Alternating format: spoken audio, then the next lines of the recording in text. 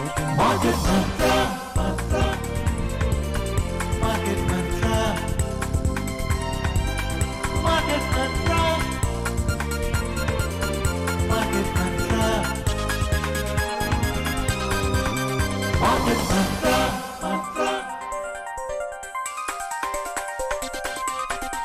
Market Mantra. Good evening and welcome to the Saturday edition of Market Mantra, in which we give you a complete update on the economic news of the day. Today we'll also be taking calls from you, our listeners, on any queries that you may have on business, economic and stock market news. But do remember that we don't address stock or company specific queries.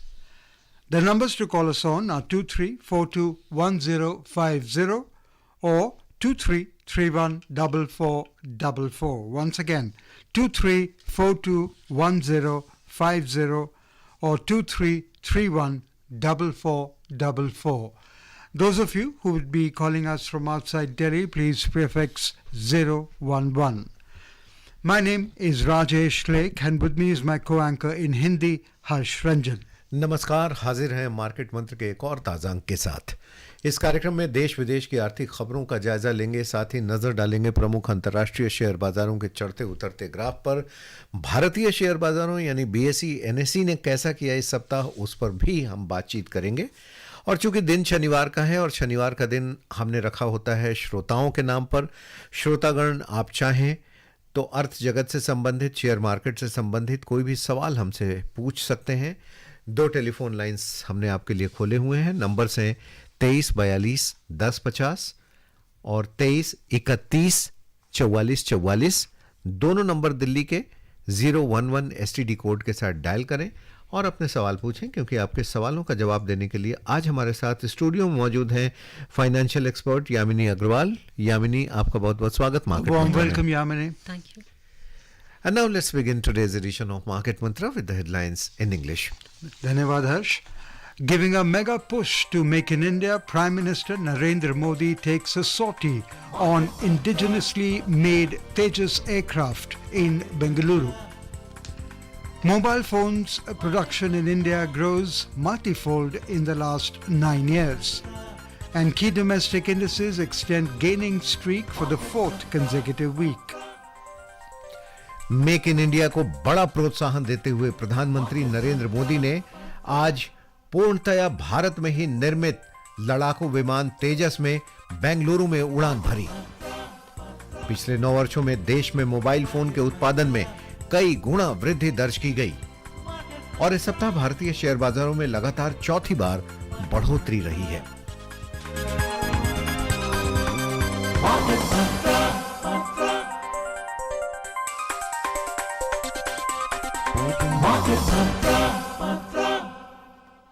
शुरू करते हैं आज की सबसे बड़ी खबर से, जो कि डिफेंस सेक्टर की खबर है।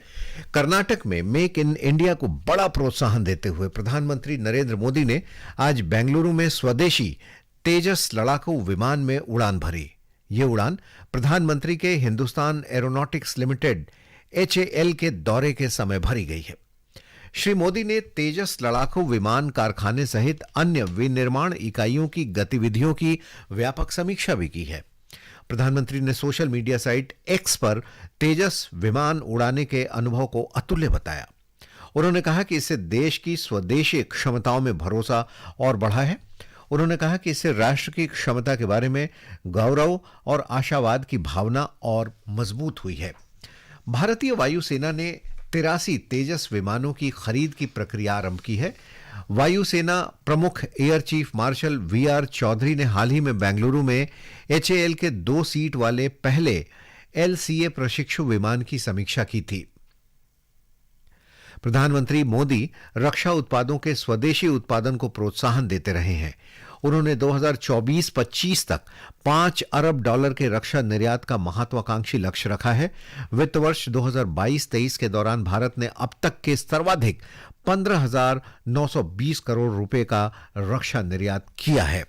हमारे पास कॉलर जुड़े हुए हैं, विकास महतो, उनके पास चलेंगे। लेकिन ये जो आज की सबसे बड़ी खबर है, हम यामिनी के साथ कहीं डिस्कस करेंगे इसको जरूर, क्योंकि जिस तरीके से भारत ने रक्षा क्षेत्र में निर्यात को बढ़ावा दिया है और धीरे धीरे हम मेक इन इंडिया की वजह से पूरी तरह स्वदेशी हो रहे हैं, इससे न सिर्फ हमारे पास यूएस डॉलर आ रहे हैं, बल्कि हमारा एक जो गौरव है भारत का वो बढ़ा है, और साथ ही जो हम जिस दिशा में बढ़ रहे हैं दुनिया की तीसरी सबसे बड़ी इकॉनमी होने पर, उसमें भी इससे सहयोग मिलेगा। इस पर चर्चा करेंगे, लेकिन पहले चलते हैं विकास महतो के पास कोलकाता। विकास, आपका बहुत बहुत स्वागत है, सवाल पूछ लें आप। नमस्ते मार्केट मंत्रा। नमस्कार जी। फंडामेंटल स्ट्रॉन्ग कंपनी कैसे चुने, उसका पी रेशियो देखें, पीवी या फ्यूचरिस्टिक, क्या देखना चाहिए आम निवेशक के लिए? हम तो रिटेल इन्वेस्टर जी जी जी जी जी विकास जी विकास जी देखिए, फंडामेंटल्स जब देखते हैं एक कंपनी के, तो ज़्यादातर आप देखते हैं कि क्या बिजनेस है, आगे कितना जा सकती है, कितनी ग्रोथ होगी उस कंपनी की, कौन उसे मैनेज कर रहा है, और उसमें मुख्य तौर पर उसके फाइनेंशियल्स, टेक्निकल सपोर्ट, मार्केटिंग और प्रोडक्शन सपोर्ट देखी जाती है, जिसमें 5 रेशियोज इंपॉर्टेंट होती हैं: लिक्विडिटी, सॉल्वेंसी, एक्टिविटी और मार्केट रेशियोज, जिसमें पी रेशियो भी आती है, price to earning ratio. Okay, Yamini, before we go on to our next caller, Yogesh in Delhi, very briefly, during the financial year of 2022-23, India's defense exports have reached an all-time high of 15,920 crore rupees. That's what the Prime Minister is aiming at, and that happens to be made in India. And today he proved it as well by taking a sortie in the indigenously built Tejas aircraft. So, how important is the exports, defense exports that have reached roughly about 16,000 crore rupees? I think it's a very good step, because there has to be a need for overall development of the indigenous capacities for defense, which was much needed. And since there is a lot of potential for export, it does give an opportunity for India to pitch in its necessary exports to earn the foreign exchange which is there, and also proves the technical capabilities of the country in terms of how strong it is in its production of the defense equipments. Okay. Now he's put an ambitious target of $5 billion in defense exports by 2024 and 25. How doable is that? Well, it'll all depend upon how strongly does the production capacities meet the requirements of defense. Given the geopolitical scenario, I believe most of the countries would want to strengthen their defense positions. And given that there are many countries who cannot afford a lot of times from different countries, and India does become a very nearby partner for them. So for them, the defense equipments from India may be a lot beneficial. Okay. Let's move on to our next caller from Delhi, Yogesh. A warm welcome to you. Please go ahead and ask your question. शुक्रिया आपका। मैं सबसे पहले तारीफ करना चाहूंगा कि इतना अच्छा शो है, जिससे बहुत कुछ सीखने को मिला है निवेश के बारे में। Thank you very much. मेरा सवाल है मैम कि एक एनपीएस में अभी रिसेंटली एक नया फीचर ऐड किया गया है कि हम एसडब्ल्यूपी के माध्यम से अपने पैसे को विड्रॉ कर सकते हैं। तो इस समय मैं ये जानना चाहूंगा कि एसडब्ल्यूपी से अगर हम विड्रॉ करते हैं और अगर एन्युटी लेते हैं तो इनमें क्या डिफरेंस रहता है, और एन्युटी कैसे काम करती है? जी, आप SWP का फुल फॉर्म बताएंगे? Systematic withdrawal plans. Systematic, okay, systematic withdrawal form. आपका जो एन्युटी का स्ट्रक्चर होता है, उसमें इक्वल पेमेंट्स आपको मिलती हैं, और सिस्टमैटिक विड्रॉल प्लान के अंदर आप डिफाइन कर सकते हैं अपने withdrawal. Annuity systematic withdrawal plan के अंदर आता है, बट आप डिफाइन कर सकते हैं एक पर्टिकुलर प्लान जिसके तहत आप विड्रॉ करना चाहेंगे। Jitendra from Jaipur joins us now. Jitendra, warm welcome. Thank you. हाँ मैडम, ये बोला कि जैसे हम लोग मार्केट मंत्री भी सुनते हैं, न्यूज़पेपर भी पढ़ते हैं, और कई जगह समाचार में पढ़ते हैं कि जीडीपी ग्रोथ इतना अनुमानित रहेगा। हर एक 15 दिन, महीना, डेढ़ महीना पे ऐसा आते रहता है। तो इसका कोई ऐसा नहीं है कि एक ऐसा रहे कोई भी रिसर्च करके कि हाँ भाई अगले साल इतना तक रहेगा, फिर उस पर चर्चा हो सके कि हाँ भाई इतना अनुमानित था लेकिन इतना ना हो पाया। हर एक 15 महीना 1.5 महीना तो हम न्यूज़पेपर में भी देखते हैं, ऐसा क्यों? जी देखिए, आप शायद अनुमान मार्केट का लगा रहे हैं कि कितना बढ़ेगा या चढ़ेगा। उसके लिए आपको अपने आप को कंटिन्यूसली एक्टिव रखना पड़ेगा और देखना होगा कि जो प्रकाशन है, जैसे मार्केट मंत्रा हैं या न्यूज़पेपर्स हैं या कुछ हैं, वो किस प्रकार से आपको बता रहे हैं कि क्या प्राइसेस रहेंगी और मार्केट्स कितनी बढ़त में रहेंगी या कितना घट सकती हैं। उसी के अनुमानित अनुसार आप निवेश करें तो बेहतर रहेगा। Yamini, the foreign portfolio investors have finally reversed their selling streak this month after emerging as net sellers in the months of August, September and October. In fact, I have the figures that they have bought 378 crore worth of Indian equities, and their total inflows now stands at 13,673 crore. What factors have brought them back? Of course, profit being one, but what other factors, policies, etc., what is it that has brought them back to Indian markets? Well, overall there has been, if you look at the RBI outlook, which states that the GDP growth rate in the second quarter would be 6.5%, and it also indicates that it will try to control inflation and try to continue with the growth strategy of the economy. Also, there has been much stability in the economy overall, which does indicate that the macroeconomic indicators still offer sufficient strength to the FIIs vis-a-vis other countries for investment. Okay. Moving on, the Electronics and Information Technology Minister Ashwini Vaishnav said that mobile phone production has grown multifold in the country in the last 9 years. He added that the mobile phone industry has grown around 20 times in these years. In a social media post today, Mr. Vaishnav said mobile phone production was 18,900 crore rupees in 2014-15, which reached 3,50,000 crore rupees in the last financial year.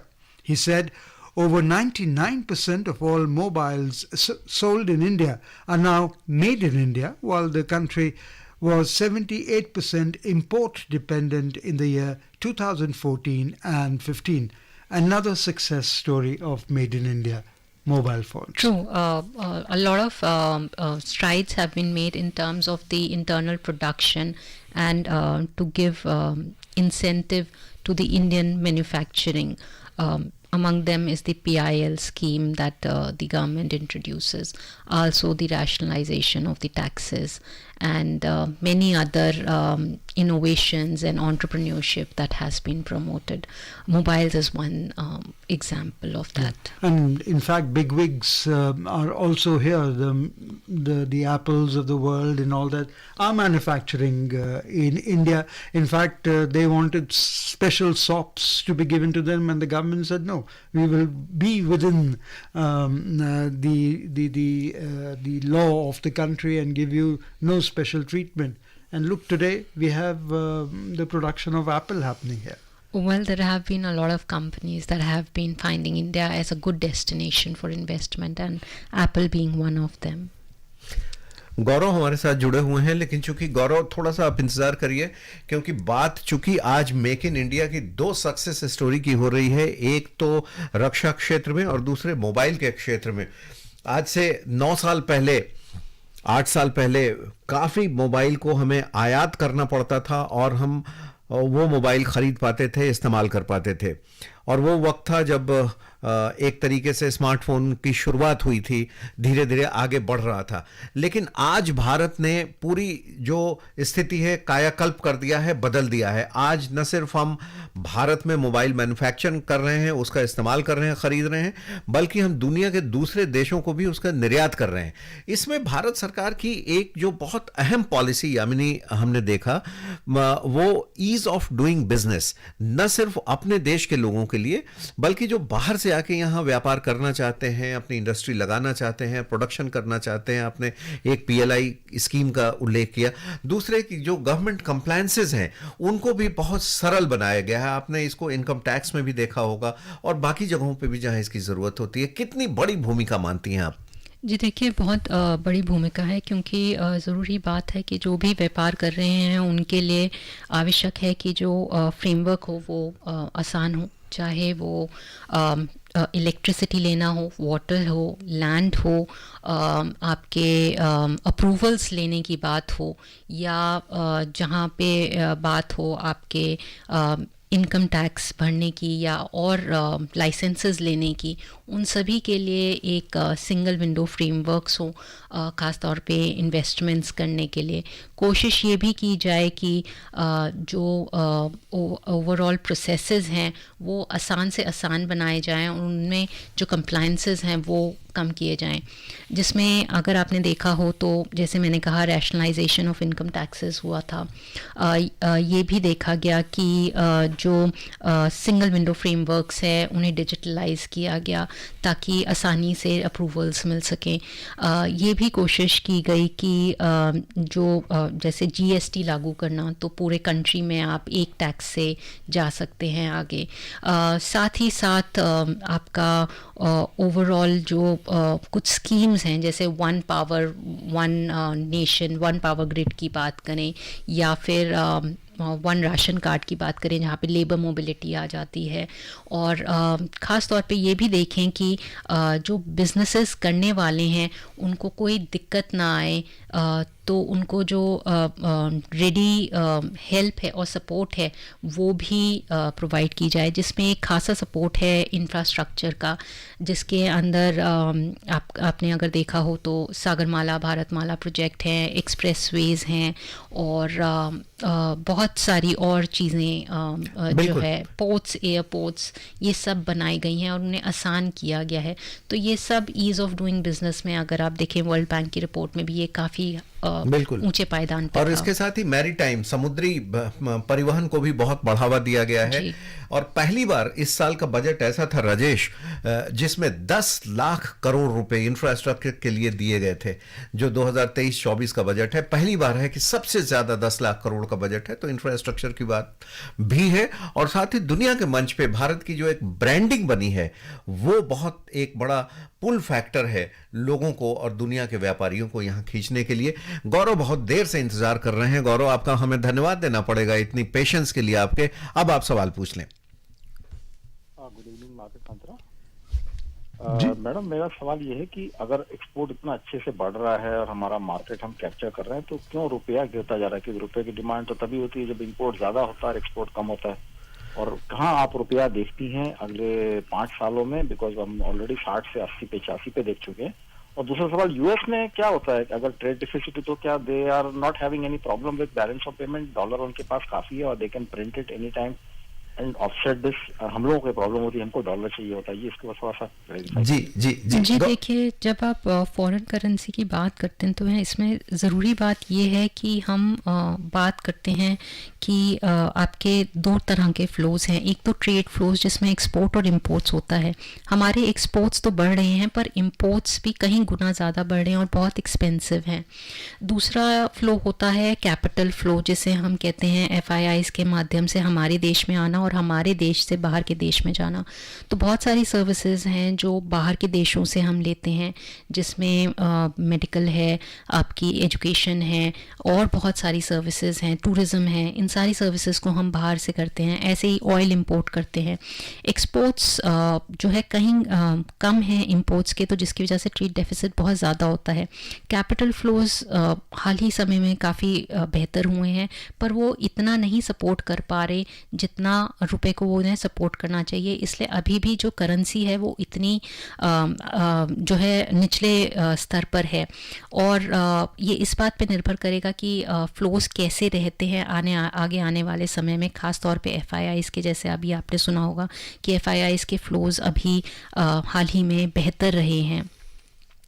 जहाँ तक आपने कहा trade deficit, किसी भी देश के लिए उसका बैलेंस ऑफ पेमेंट ज़रूरी होता है, और बैलेंस ऑफ पेमेंट के लिए ये ज़रूरी होता है कि जो उसके कैपिटल फ्लोज हैं और जो उसके ट्रेड फ्लोज हैं वो बैलेंस कर सके।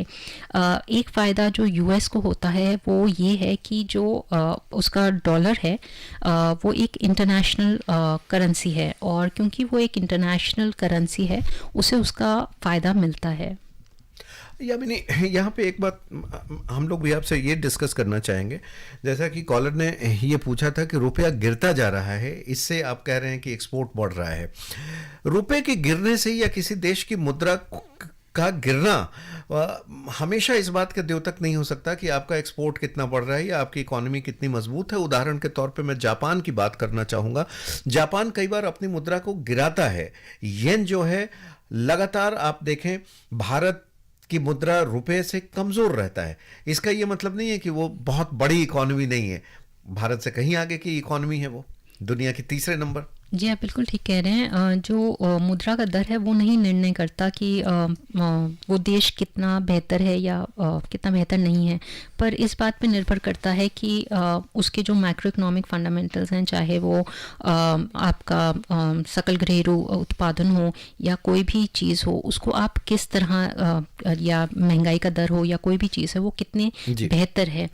और इसके लिए ये ज़रूरी है कि आप अंतर्राष्ट्रीय स्तर पे अपना जो सामान है वो कैसे बेच रहे हैं, क्योंकि मुद्रास्फीति के दर को कम रखा जाता है इसलिए कि ताकि वो जो निर्यात है उसको सपोर्ट कर सके, उसको ओवरऑल एक जो है कॉम्पिटिटिवनेस प्रोवाइड कर सके अंतर्राष्ट्रीय मार्केट में। We'll continue our discussion with Yamini. In the meantime, we are joined in by N.R. Prasad from Bengaluru. A warm welcome, Mr. Prasad. Please ask your question. Hello. Are you there, Mr. Prasad? Bengaluru से जुड़े हुए हैं। I think we've lost touch with Mr. Prasad. Yamini, we were talking about FIIs, how they are coming back. How much of a role has US bond yields played? Because they have declined quite sharply with the 10-year benchmark bond yield correcting from 5% in mid-October to 4.40% this last week or so. Well, they do overall play an important role because they are considered to be one of the safe stocks in the international markets, and which do affect the portfolio transfers from many countries to them. Also, it's important to see that for an international investor, the interest rate differential is an essential aspect. So yields play an important role there, and if he's getting a better yield in US, he would like to transfer his portfolio in US vis-a-vis other emerging economies. Again, it's also important to see how the Federal Reserve Bank is placing its stance in terms of the tightening of the monetary policy, which also affects the interest rate differentials in the economies. Right. So that is also one of the key important factors to play in the FII's diversification of their portfolio, and then how the other economies are performing vis-a-vis the US economy. That also plays an important role. Okay, joining us from Thane is Gurunath. We welcome you, Gurunath. Please ask your question. Sir नमस्कार। Namaskar. Yamini ma'am को भी नमस्कार। जी नमस्कार। मेरा question है ma'am, अभी जो made in China और मेक इन इंडिया चाइना से बहुत सारी बड़ी बड़ी कंपनियां निकलकर हमारे देश में जो प्लांट लगाना चाहते हैं, जैसे एप्पल कंपनी जैसे, तो हमारी इकोनॉमी में इनका भरोसा ज्यादा बड़ा है, और हमारे इकोनॉमी पे इसका मतलब क्या इम्पैक्ट, कितना बूस्ट मिलेगा हमारे इकोनॉमी का, हमारा जीडीपी कितना बढ़ेगा, और वहां से निकलने का मतलब क्या रीजन हो सकता है? और थैंक यू मैम। जी देखिए, चाइनीज़ इकोनॉमी और इंडियन इकोनॉमी काफ़ी हद तक अलग अलग हैं, क्योंकि चाइना काफ़ी हद तक एक इकोनॉमीज़ ऑफ स्केल पे काम करता है और मैन्युफैक्चरिंग बेस्ड है, और जो उनका पॉलिटिकल सिस्टम है वो भी डिफरेंट है, रेगुलेशंस भी काफ़ी अंतर में हैं। इसी के कारण जो मेड इन चाइना है वो एक पर्टिकुलर स्टैंस रखता है इन्वेस्टर्स की तरफ। ख़ास तौर पे अगर आप देखें तो क्योंकि चाइना ने पिछले कुछ सालों में काफ़ी ग्रोथ की है और काफ़ी अच्छे उस पे रहा है, पर हाल ही समय में जियोपॉलिटिकल रिस्क रहे हैं, ख़ास तौर पे यूएस के साथ और बाकी कंट्रीज़ के साथ। तो एक चाइना को एक इमर्जिंग नेशन तो देखा जा रहा है, पर एक न्यूट्रल नेशन नहीं देखा जाता। जब आप भारत की बात करते हैं तो मेक इन इंडिया प्रोग्राम एक ज़्यादा आकर्षक प्रोग्राम रहता है, क्योंकि वो जो है ख़ास तौर पे जो विदेशी निवेशक हैं वो ये देखना चाहते हैं कि एक ऐसी जगह निवेश करें जो एक न्यूट्रल कंट्री हो, जिसके जियोपॉलिटिकल रिस्क ना हो, जो इंटरनल रेगुलेशंस हों उनमें कोई परेशानी ना आए, और वो आसानी से निवेश कर सकें और उस पर रिटर्न बना सकें, और अगर वो लेके जाना चाहें तो वो लेके जा सकें। गोपाल मुंबई से जुड़े हुए हैं। गोपाल जी जल्दी से सवाल पूछ लें please.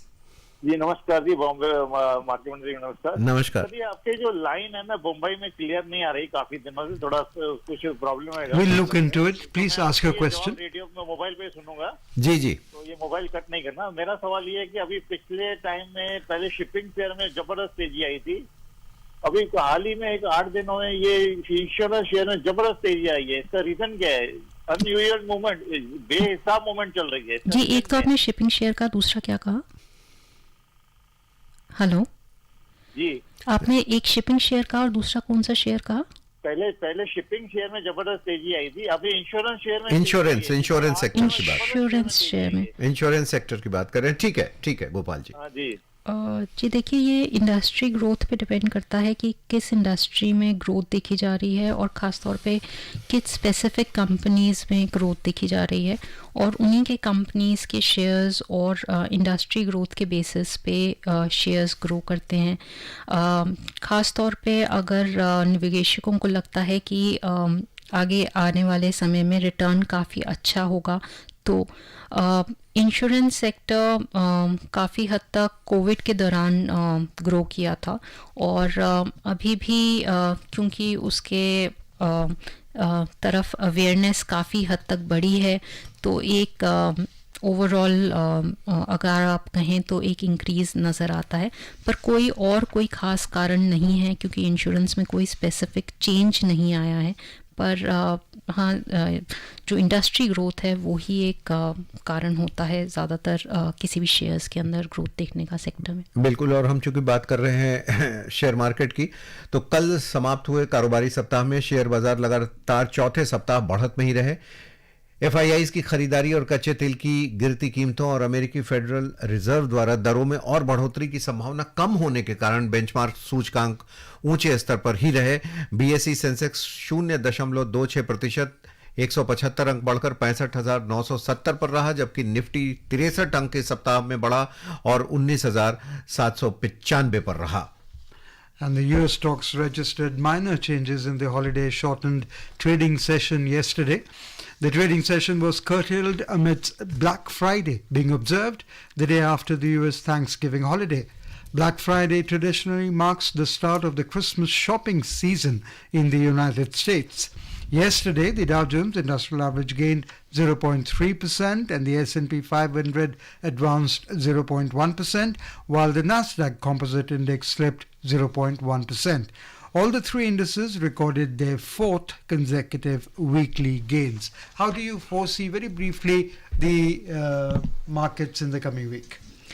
Very briefly. I think the overall macroeconomic outlook is positive, and the geopolitical tensions have also subsided with the geopolitical tensions that were going on. So. Thank you, Yamini, for being with us and for answering the queries of all our listeners. And before we close, the headlines once again. Giving a mega push to Make in India, Prime Minister Narendra Modi takes a sortie on indigenously made Tejas aircraft in Bengaluru. Mobile phones production in India grows multifold in the last 9 years, and the key domestic indices extend gaining streak for the 4th consecutive week. That's all we have in this edition of Market Mantra. Till tomorrow, goodbye. Namaskar. Market Mantra.